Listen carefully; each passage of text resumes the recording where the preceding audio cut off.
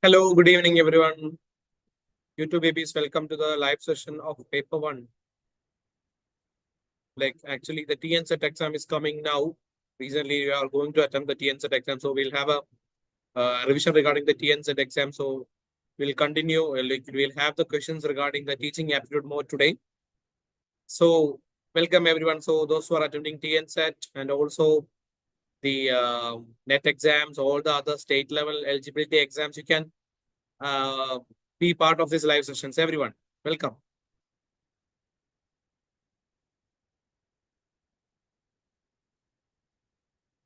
Yes, it has been a long time since the paper one practice that you have after the NET exams. Actually, we didn't have a paper one session. So this is a time. And like the January exam, after the January exam, we didn't have a live in the paper one. And you only had my what marriage life. Yes, guys. So welcome. Good evening, everyone on YouTube. Hello. I'm back with the paper one revisions every week. So from this week onwards, we'll be having we have a slight change in the schedule, right? We'll be having sessions on Thursdays. Every Thursday's paper one. Okay, that's a schedule now. Every Thursdays at 9, be here for paper one revisions. Okay, we'll have now for the next net exam and all other state set exams, TET exams and all. We'll have paper one revisions. Yes. Good evening, everyone. So, shall we start? So, with the paper one revision. So, just with the teaching aptitude part, we'll have more revision and also with the some of the policies like NEP and all. So, guys, with the question and I need the answer from you. While which teaching strategy encourages students to learn actively through questioning, investigation, and exploration? Which is the method? A lot of questions we need to discuss today.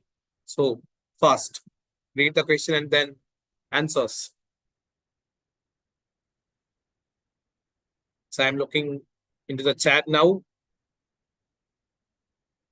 Everyone, I need the answer from you. Yes. Is it direct instruction? Is it lecture method? Is it inquiry-based training? Is it drill and practice? So from the question itself, it's clear that you can have a questioning, investigation, exploration. So obviously it's inquiry-based learning. That's correct. Very good. You have the answer C. Good. Then next one. Given below are two statements where statement one goes with differentiated instruction tailors teaching methods to meet the needs of diverse learners. Statement 2 is differentiated instruction treats all students the same way. Okay. So is it like that? Differentiated instruction tailors teaching methods to meet the needs of diverse learners. Differentiated instruction. So is it for different like the individual differences? Are we catering the individual differences?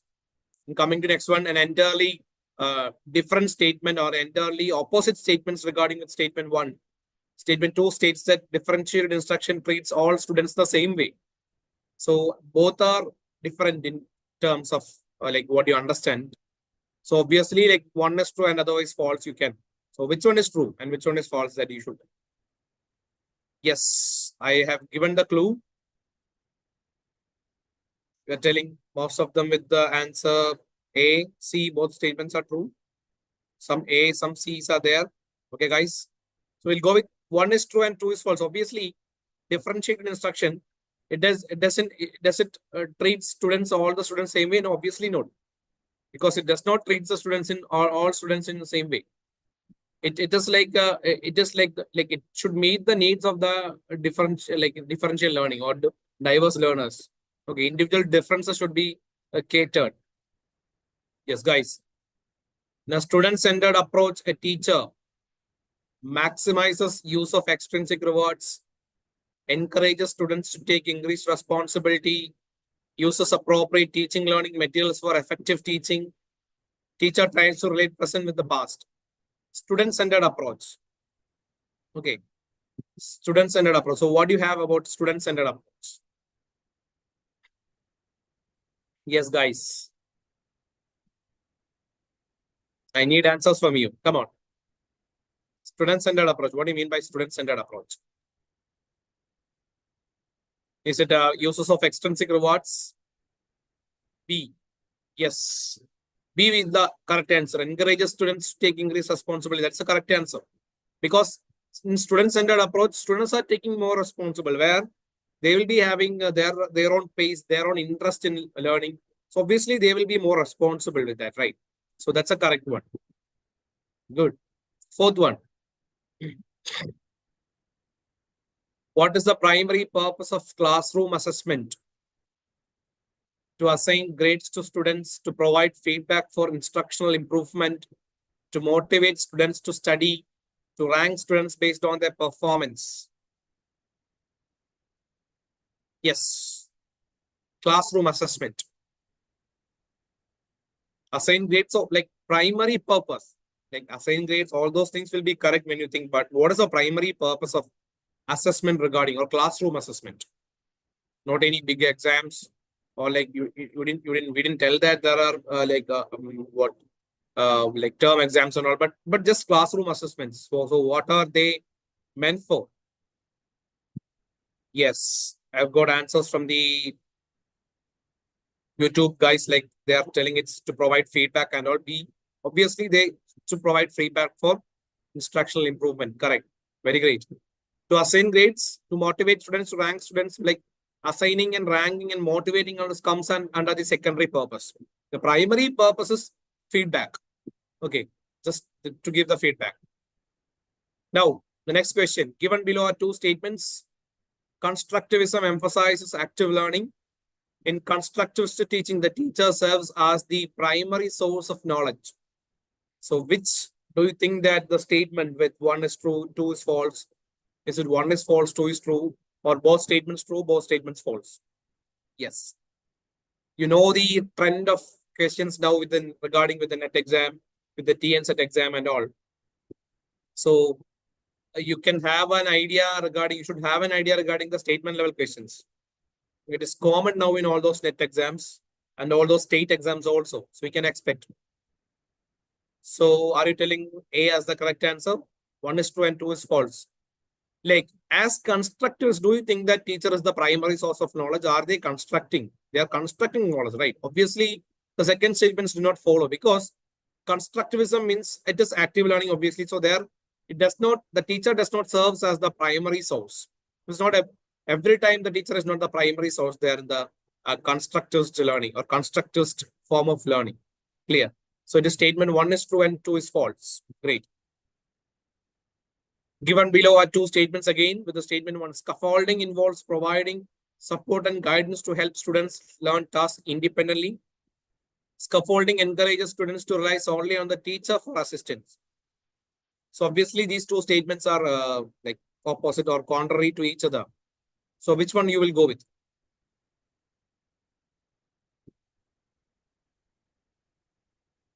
It's like scaffolding involves providing support and guidance to help students learn tasks independently. Do you think it is independent learning that we have? Scaffolding.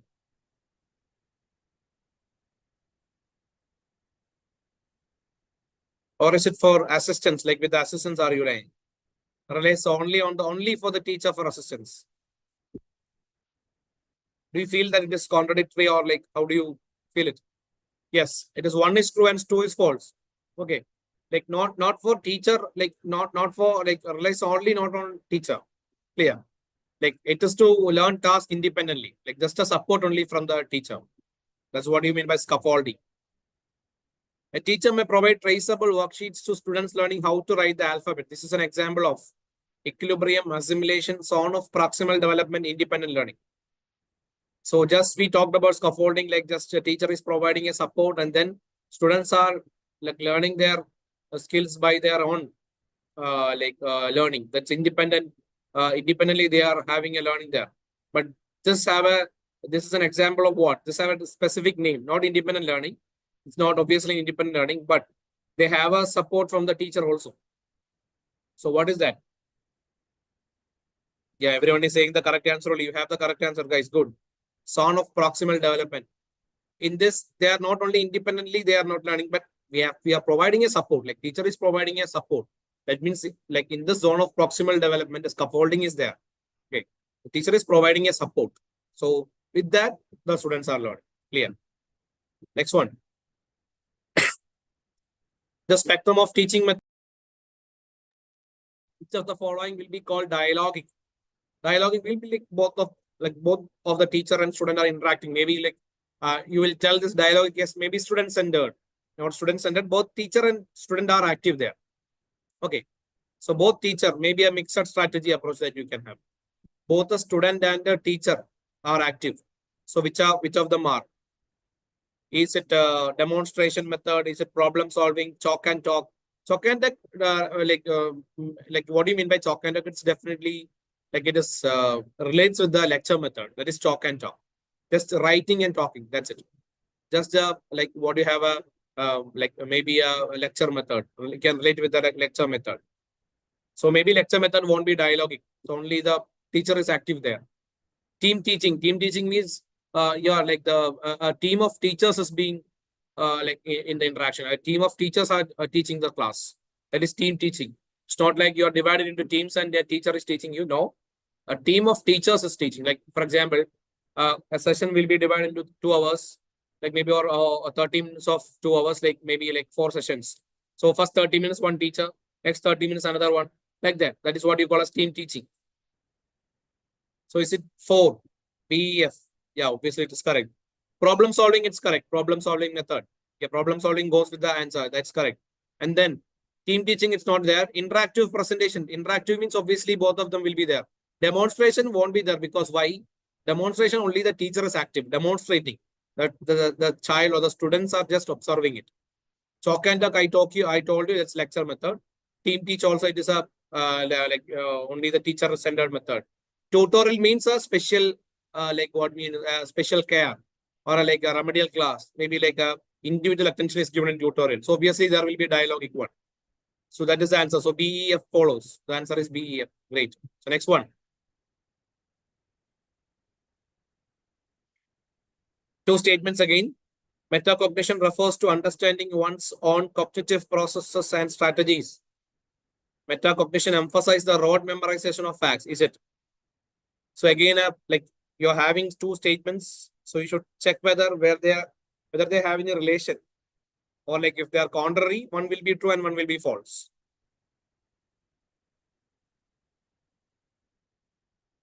Yes. Yes, Deba, dialoguing means both teacher and student should be active. That is it. Interactive. Okay, most of them are telling that it is A. That is correct. Statement 1 is true and 2 is false. Yes. Next one. Reflective journals are used primarily for documenting factual information. And reflective journals encourage students to critically analyze their learning experience. So reflective journals. That means you are writing maybe like your daily diary. Okay, that's what you have, the reflective journals. What do you think of that? Yeah, Anjali, it's based on the BYQ. Some are BYQs. Okay, most of them are BYQs here. Yes, what is correct? B. Okay, 1 is false and 2 is true. Okay, both are true, some are there. Yes. The answer is B. Statement 1 is false and statement 2 is true. Because reflective journals are used for primarily for documenting factual information is wrong. Not factual information. It's like to critically analyze them. That's correct. Okay, like what they did today. Or maybe like how did they feel today in all those classes. Next one.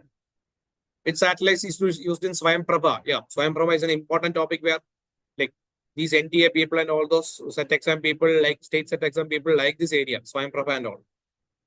CubeBird, GSAT 15, Landsat TM, and Cartosat. Which is that? Yes, it is GSAT 15. Very good. You have the option GSAT 15. Next one. Swayam Prabha is there. It's a group of DTH channels on 24/7 basis. It's under the massive open online course platform. You know, like it's launched by MHRD, now it's Ministry of Education under the Digital India initiatives. Okay, that's what. Now, identify the list of 4 quadrants of the courses for students. Why? It's a like recent previous year one. Like I think it's asked in 2024 OMR exam that is asked. Identify the list of 4 quadrants. of the courses hosted on Swayam. Self-assessment, video lecture, online discussion forum, specially prepared reading material, and then face-to-face interaction among learners. So Swayam, you know what is Swayam? It's under massive online open course, Swayam. So then, what is the answer? It's A, B, C, D. Yes, it's A, B, C, and D only. Very good. That's correct. Option 2 is correct. Yeah, fine. Yes, paper 1 classes we have, like usually we have like live sessions on paper 1 we had, like you in the Wednesdays, like last net exam, before the last net exam we had on Wednesdays, we had marathons on paper 1. You know, like at Vallath we have paper 1 dedicated course, like means only for paper 1. So another, like if you have friends regarding with other streams, like not only with the literature, like other streams, maybe like all those write UGC, all those who write UGC net, we have paper 1 dedicated course. Okay. Guys, and one more thing, did you buy your paper 1 book? It's out, like paper 1 practice test book is there. 1,000 plus MCQs are there in the book. Okay, please utilize it. Buy your copy now. Yeah, fine. 13, question number 13.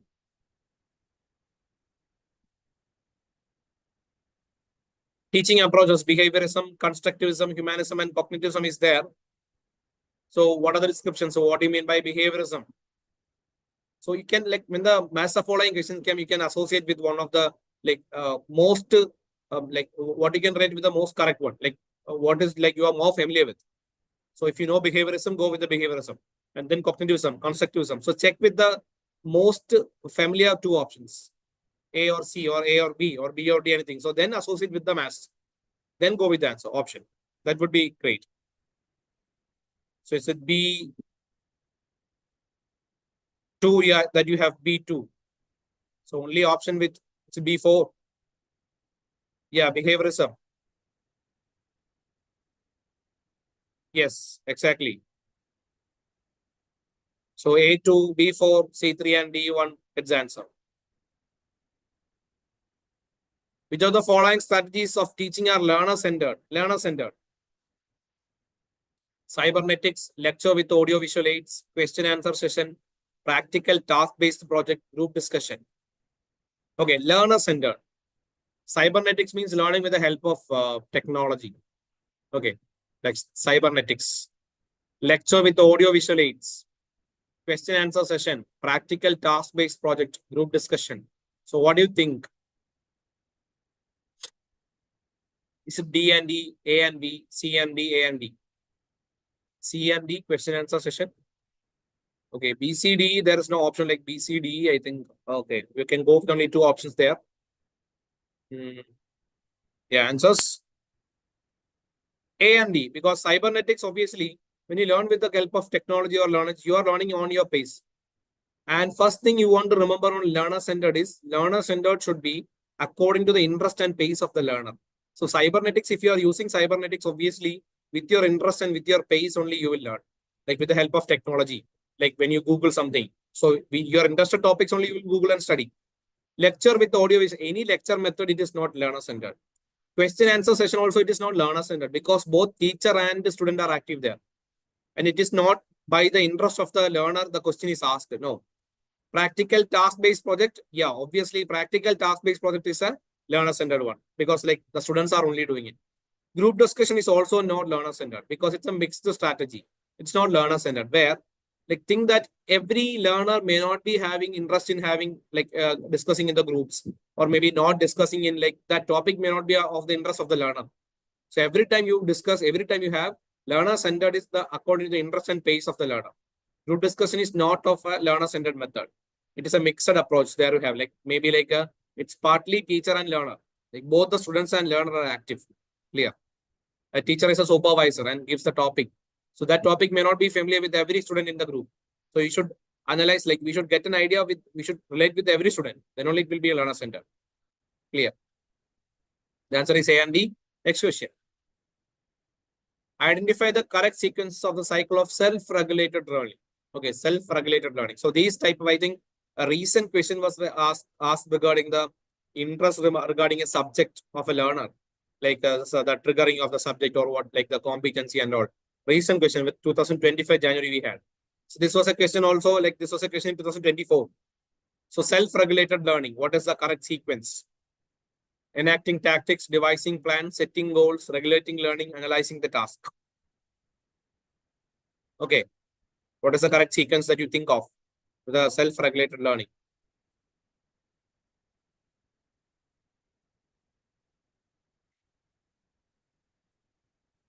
Yes, guys. So it's E. E comes first, analyzing the task, then setting goals, then devising plans, then enacting tactics and strategies, then finally regulating learning. So the first one means you should have a task. Okay, so analyzing the task is the first one. So then goes with the setting goals, then devising plans, then tactics and strategies, and then with the regulating learning. So then the learnings are regulated. The next one. So it's a mass of following question. There are assessment types and descriptions given. There are assessment types and descriptions. So what do you go with the formative, summative, performance-based, and norm-referenced? So you can easily get formative and summative. Then you can easily relate with the options there. Formative assessment, summative assessment. What do you mean by formative? And then summative. So obviously summative will be what? Student learning outcomes at the end of a course or unit to certify achievement, is it? So B can relate with 1. So, but there are so many options with B1. So next go with formative. Then you will get answer.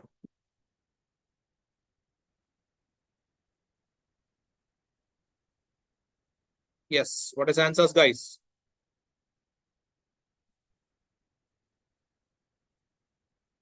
Is it A2, B1, C3, and D4? A2, because formative is provides ongoing feedback during instruction to monitor student performance, right?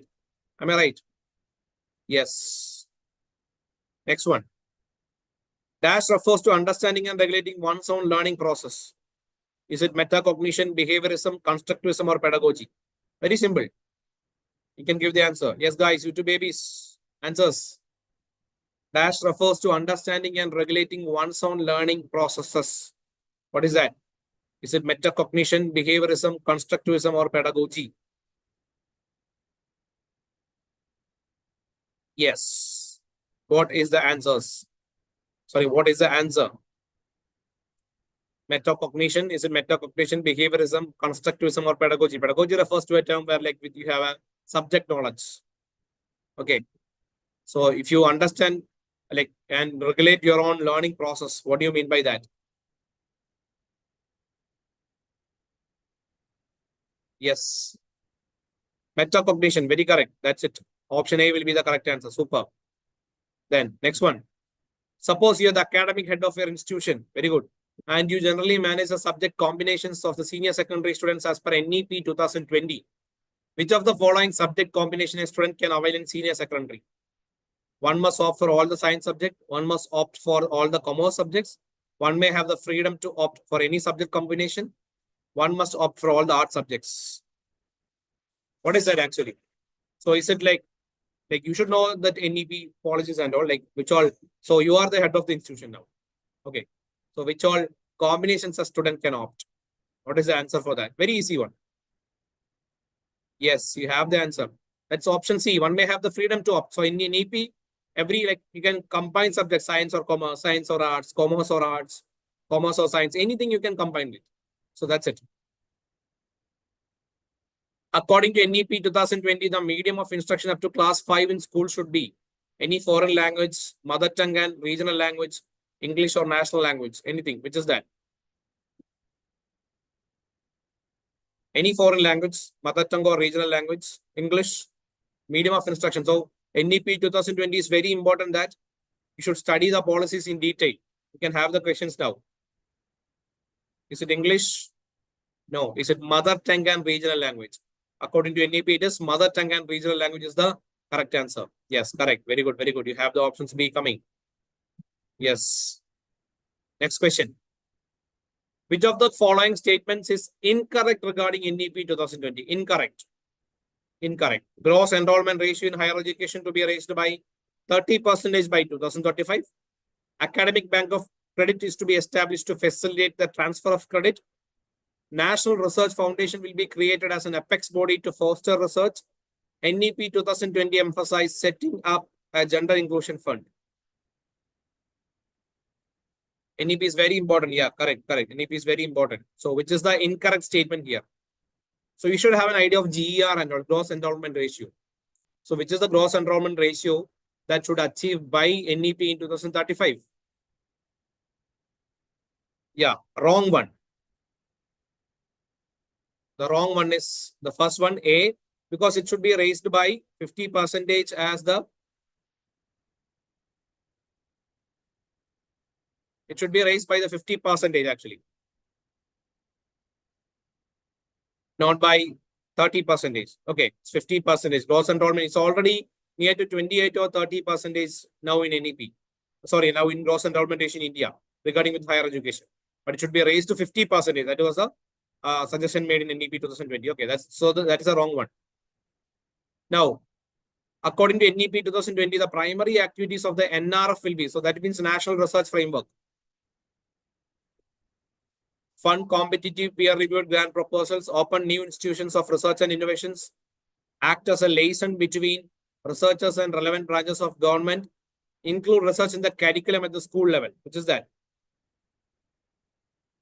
So in detail, in-depth questions of NEP, like not just the vague idea of NEP is not the in-depth level NEP questions are asked NEP 2020. So it's very mandatory that you study about this.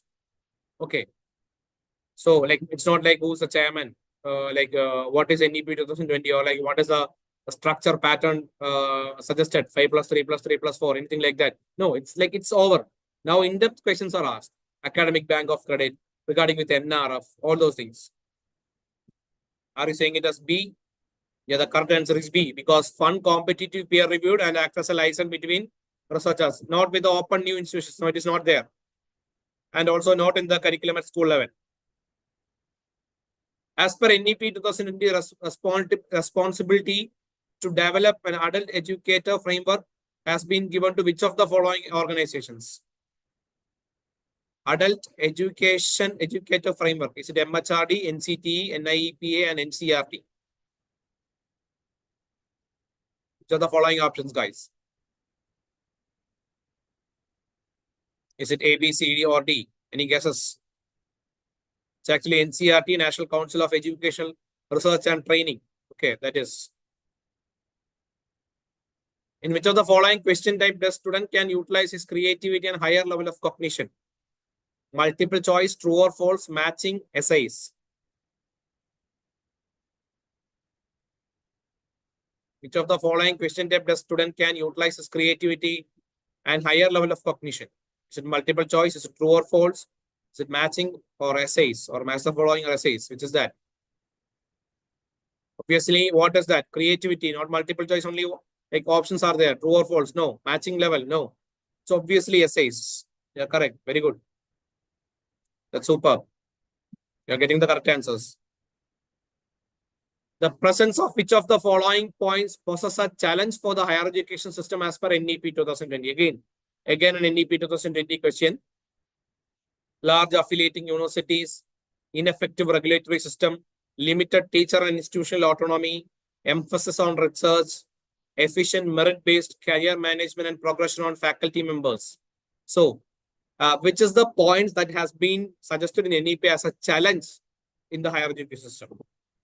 Or the presence of which of the following points poses a challenge for the higher education system as per NEP 2000. So NEP 2020, like you should have an idea. So which all the points that they suggested that these are the challenges in the higher education system? Okay, what do you think of B, D, and E? Okay, is it C or D? Some options are C, some are D. Okay, we'll go with A, B, C because emphasize on research and efficient merit-based career management and progression of faculty members are not the challenges. Large affiliating universities, then ineffective regulatory system, limited teacher and institutional autonomy. Obviously, it is there. Clear.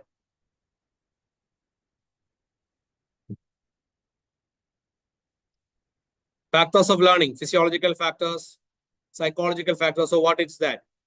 Socio-emotional factors, educational factors. So what we can associate with the factors of learning and example. So physiological means regarding the like the basic like human needs like body and all. Psychological means with the mental part like maybe with the mind and all. Socio-emotional factors, educational factors. So what you can relate with? So physiological, what happens? what you can relate with.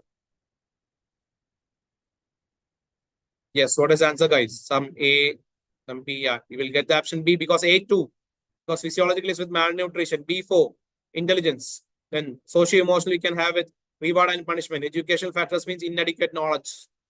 That's it. So that is, guys. So we have come to the end of the session. Thank you for being here. Everyone have you're active throughout the session. So from now onwards, we'll have a session on every Thursday at 9. Paper 1 be here. Share to your friends, those who are appearing for UGC net, everyone. Okay, like regardless of the subject, like maybe like it will be English, psychology, anything. Okay. So those are attending UGC net paper 1, you can share this video. And we have our own paper 1 dedicated course for this, and also a book is being released. The book is released also. So we can